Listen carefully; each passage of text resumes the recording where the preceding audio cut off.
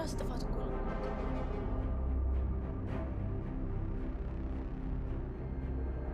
ለነገሩ ምን ያገባል? ይኸውልህ አሁን ሞሩ ገዝተህ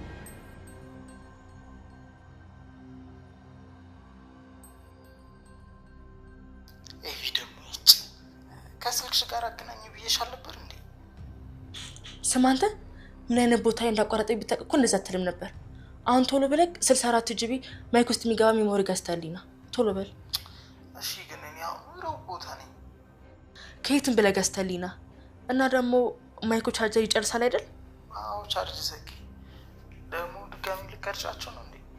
እሺ አዎ መኪና ውስጥ ድጋሚ ማስቀመጥ እፈልጋለሁ። እና ደግሞ ይኸውልህ አንድ ቀን ሙሉ የሚቀርጽ ነው የምፈልገው። እሺ ከገዛ በኋላ ሰፈር ስደርስ ደውልልኝ። ይኸውልህ አጣሁኝ አላገኘሁም ምናምን የሚባል ነገር አልሰማም። ኤቪዬ ትንሽ አውሪኝ፣ ናፍቀሽኛል። ጅል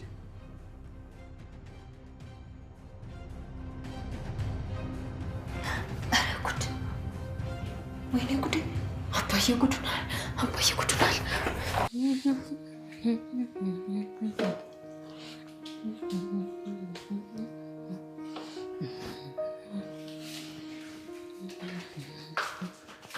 እንዲህ ኧረ ተይ ሰላምዬ ተይ። ቆይ መች ልታርፊ ነው? ለምንድን ነው ቆይ ማትተዩ? አይናታኒ ለእርግዝና እኮ መንቀሳቀስ በጣም ቆንጆ ነገር ነው። ደግሞ እኔ እህትህን ታውቀኛለህ፣ ጠንካራ እኮ ነኝ። ካልደከመሽ እሱስ ልክ ነሽ። አንተ ልጅ ግን እንዴት ነው ሰሞኑን? በጣም እያማረብህ ነው። ኧረ ተይ ሰላምዬ፣ ፍቅር ያከሳል እንጂ ያወፍራል እንዴ? አፍቅሮ ላጣ ሰው ነው እሱ። እሱንም አላጣው።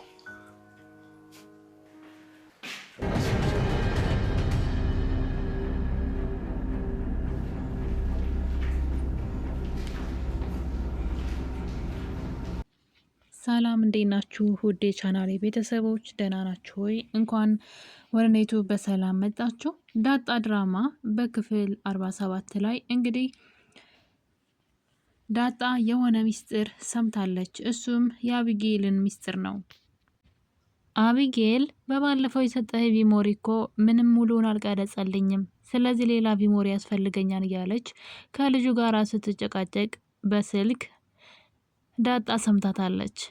በዛም የተነሳ እንግዲህ የአቢጌል እቅድ በድጋሜ ከሽፏን ማለት ነው። የዳጣና የናታን ፍቅርም ደግሞ እንግዲህ ቀስ በቀስ አደባባይ ላይ እየወጣ ነው። በድብቅ ሊያቆዩት ፈልገው ነበረ። ነገር ግን አልፈው ባለመቀመጣቸው አሁን ላይ ሚስጥሩ ለሁሉም እየደረሰ ይገኛል። እንግዲህ በባለፈው በክፍል 46 ላይ ዳጣ አንድ ነገር ሰምታ ነበረ። አቢጌል መኪና ውስጥ ያስቀመጠችው የድምጽ መቅጃ ብዙ ወሬዎችን ቀርጾ እንትን ብሎላት ሪከርድ አድርጎላት ነበረ። ነገር ግን ሰላምና ጋሼ አባቷ ማለት ነው ደረጀ ያወሩትን ነገር ስለ ዳጣ በተለይ ማለት ዳጣ ባትሆንም ስለ ልጇ ስለወሰዱባት ወይም ደግሞ አሁን ስላረገዘችው ልጅን ምትኬ ነው የምለው፣ ሴት ከሆነ ምትኩ ምትኬ ብዬ፣ ሴት ከሆነች ደግሞ ምትኬ፣ ወንድ ከሆነ ምትኩ ላለው እያለች ስትጠይቀው በግፍ ለነጠቃችሁ ልጅ ምትክ ብዬ ነው ምጠራት፣ ልጅ ግን የት ናት? ለአንተም እኮ ልጅ ናት እያለች እንግዲህ በዛ ላይ ደግሞ ልጅ በህይወት አለች ወይ እንዳለች ነግረህ ነበረ፣ የሆነ ጊዜ ሰርፕራይዝ አደርግሻለሁ እያልከኝ ነበረ እያሉ ብቻ ብዙ ነገር ሲያወሩ የነበረውን ቪሞሪው ፉል ሆኖ ምንም አይነት ድምጽ ቅጅ አላገኘችም ማለት ነው። እንደዛ የተነሳ እንግዲህ ልጁን በድጋሚ ስልክ ደውላ የሰጠህኝ ቪሞሪ ጂቢው ትንሽ ነው፣ ስለዚህ ሌላ ፈልጋለሁ ብላ ስታወራ ዳጣ ትሰማታለች ማለት ነው። እናም ይሄን ነገር ዳጣ ቀድማ ለአባቷ ተነግረዋለች። አቢጌል እኛ ላይ ልትደርስብን ነው፣ እቅዳችን ላይ ልትደርስ ነው ብላ ለደረጃ ትነግረዋለች። መጠንቀቅ እንዳለባቸው፣ መኪና ውስጥም የድምጽ መቅጃ እያስቀመጠች እንደሆነ፣ ሁሉም ቦታ እንደምትከታተላቸው ብቻ ለአባቷ ትነግረዋለች። እና እንግዲህ ደረጀና ዳጣ በዛን ቀን ከቤት ይወጣሉ አብረው ማለት ነው። ይህ ነገር ለአቢጌል በጣም ደስታ ፈጠረላት እና አባዬና ዳጣ አብረው ወጡ፣ እንዴት ነው ደስ የሚለው እያለች ከእናቷ ፊት እንግዲህ በጣም ደስተኛ ነበረች ዛሬ። እና እናትየዋ እንደውም በባለፈው እኮ የሆነ ሪከርድ አሰማሻለሁ ብለሻል፣ የት አለ ስትላት፣ አይ እናቴ ዛሬ የመጨረሻ ነው፣ ዛሬ አሰማሻለሁ፣ ዛሬ ደስ የሚል ነገር ነው የማሰማሽ እያለች እንግዲህ ለእናቷ ስትነግራት ነበረ።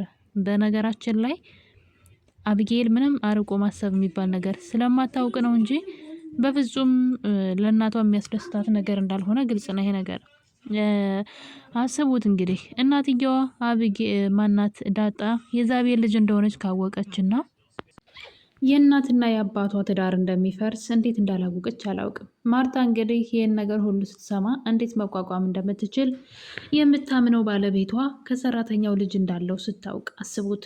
ከኋላዋ ምን በእርግጥ ሆን ተብሎ ታስቦበት ወይም ደግሞ ሰላም ሆን ብላ ከሰውየው ጋራ የሆነ ነገር ጀምራ ምናምን አይደለም የሆነው። ግን ደግሞ ደረጀ ልጅቷን አስገድዷት ነው እንግዲህ በምን ምክንያት እንደሆነ ባላቅም ሰላምን አስገድዷት ነው ዳጣ የተረገዘችው። የሚገርመው ነገር ልጅቷ ከመረገዟ በላይ ልክ ሰላም ስትወልድ የእሱ ትዳር እንዳይበተንና የእሱ ሚስጥር እንዳይወጣበት እንግዲህ ዳጣ ልጁን ጎዳና ላይ ወስዶ የጣለ ሰው ነውና ደረጀ በነገራችን ላይ በጣም ማለቴ ብቻ ከባድ ነው። እንደውም ሰላም ታሳዝናለች ማለት ነው። ስለዚህ ጥሩ ሰው ነው መጥፎ ነው ለማለት ይከብደኛል። ደረጀ አሁን ላይ ሲታይ ትዳሩን አክባሪና ትዳሩን ወዳድ ሰው ይመስላል።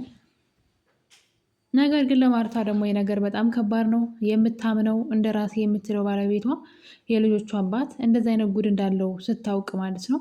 እና ከባድ ነው። በተለይ ደግሞ ከሰላም ጋራ እንደ ጓደኛ ናቸው እንግዲህ እንደ ሰራተኛ ሳይሆን የሚያዩት እንደ ቤተሰብ ነው። እና ግን እሷ ግን ከአንድም ሁለት ልጅ ከባሏ ልጅ እንዳላት ስታውቅ ምን አይነት ስሜት ይኖረዋል? እና ወደፊት ማርታ የምትወስነው ውሳኔ በጣም ያስፈራኛል። ምክንያቱም ክህደት ነው የተሰራባት ሆን ተብሎም ይሁን ሳይባል ማለት ነው። ሰላም ሆን ብላ ነው ነገር ያደረገችው፣ ደረጀም ሆን ብሎ ነው ያደረገው። ሁለቱም መንገዳቸው ይለያይ እንጂ ሰላም እሱ በማያውቀው መንገድ እንግዲህ በሰክሮ ጥንብዝ ብሎ ሰክሮ መጥቶ እሱ ሚስቱን የመሰለችው አብሯት ተኝቷል። አስቡ። እሷ ደግሞ ሆን ብላ ልትበቀለው ነው የፈለገችው ይህን ነገር ያደረገችው እና መጀመሪያ ግን እሱ አስገድዷት ነበረ በዳጣ ማለት ነው። ስለዚህ አስቡት፣ ሁለቱም ጥፋተኞች ናቸው። እና ማርታ ይህን ነገር እንዴት እንደምትቋቋመው ባላውቅም እንግዲህ ማርታ ይህን ነገር ስትሰማ ምን እንደምትወስን በጣም እንትን ይላል ማለት ያጓጓል ብቻ ሳይሆን ያስፈራኛል። ትዳራቸው በጣም ደስተኞች ናቸው ባልና ሚስቶቹ እና ይህን ነገር ስትሰማ ማርታ ምን ውሳኔ ትወስናለች? ይህ ራሱን የቻለ ሌላ ታሪክ ነው። እና በዛ ላይ ደግሞ እንግዲህ አቢጌል በዚህ ከቀጠለች ከእናትየዋ ቀድማ አቢጌል ናት ሚስጥሩን የምደርስበት። እውነትና ምንድን ነው ተዳፍኖ አይቀርም ይባላል። የሆነ ቀን እውነት ነው በቃ መውጣቱ አይቀርም።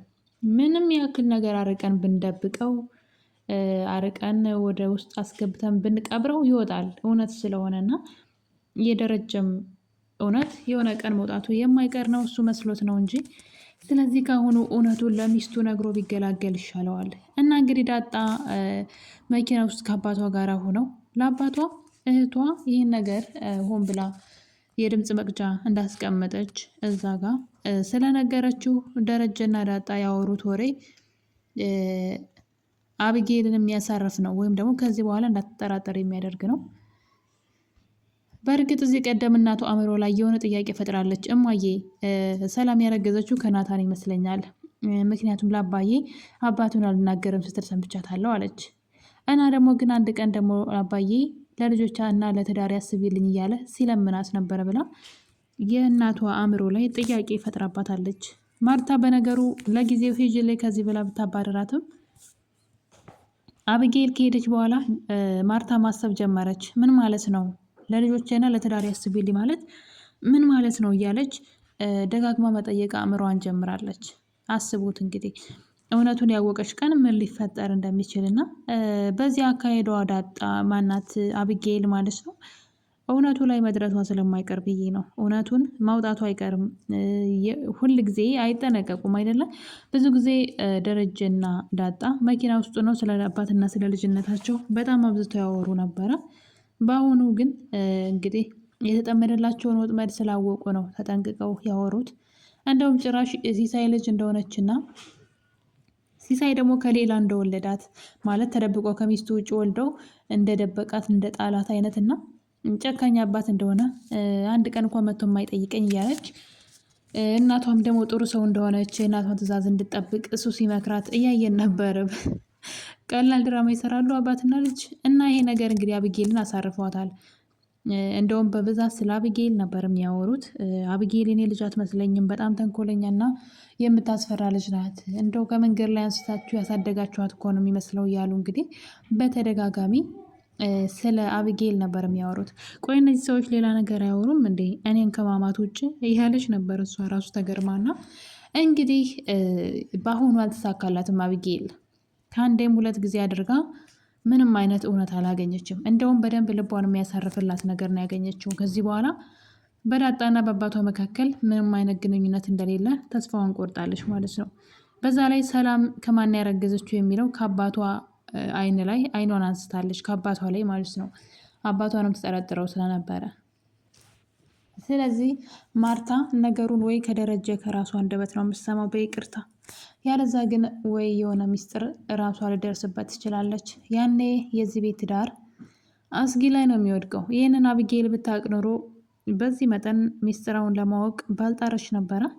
እንግዲህ ማርታ በጣም ታማኝ ሚስት ስትሆን፣ ሰውየው ደግሞ እንግዲህ ትንሽ ወጣ ያለ ጸባይ፣ አሁን ላይ ደህና ነው፣ ግን እንደዚህ በቃ ብቻ የህይወት አጋጣሚ እንደዛ አይነት ስህተት እንዲሰራ አድርጎታል። ቀላል ስህተት አይደለም ልጅን ያክል ነገር መጣል ማለት። ያው ነገሩ ከሆነ በኋላ ደግሞ ልጅን ያክል ነገር መጣል ምን አይነት ጭካኔ ነው! የሁሉ ሀብት እያለው በጣም ሲበዛ ሀብታም ነው ሰውየው፣ አስቡት። ይህ ሀብታም ሰውዬ እንግዲህ የገዛ ልጁን አውጥቶ እስከ መጣል ያደረሰው ምን ቢቸግረው ነው የሚለው በጣም አጓጊ ነው። እንግዲህ ቀጣይ ማርታ በዚህ ውሳኔ ምን ልታደርግ ትችላለች ይህን ነገር ከሰማች? ምክንያቱም እውነትና ንጋት እያደረ ይጠራን ይባላል። እውነቱ ላይ መድረሱ አይቀርም። ያኔ የማርታ ውሳኔ ምን ይሆናል የሚለው ራሱ ይህ ትዳር እንዴት ነው የሚታደጉት የሚለው፣ ምክንያቱም ደስ የሚሉ ቤተሰቦች ናቸው። ስለዚህ ትዳራቸው በፍጹም መፍረስ የለበትም ብዬ አስባለሁኝ። ነገር ግን ካሁኑ ዳጣና ደረጀ ከአብጌል ወጥመድ አምልጠዋል ማለት ነው። በቀጣይ ክፍል ምን ይፈጠር ይሆን የሚለው ራሱ አጓጊ ነው። ዳጣ ድራማ በቀጣይ በክፍል 48 እስከምንገናኝ ድረስ የዛሬን አበቃል። ቸር ቆዩልኝ።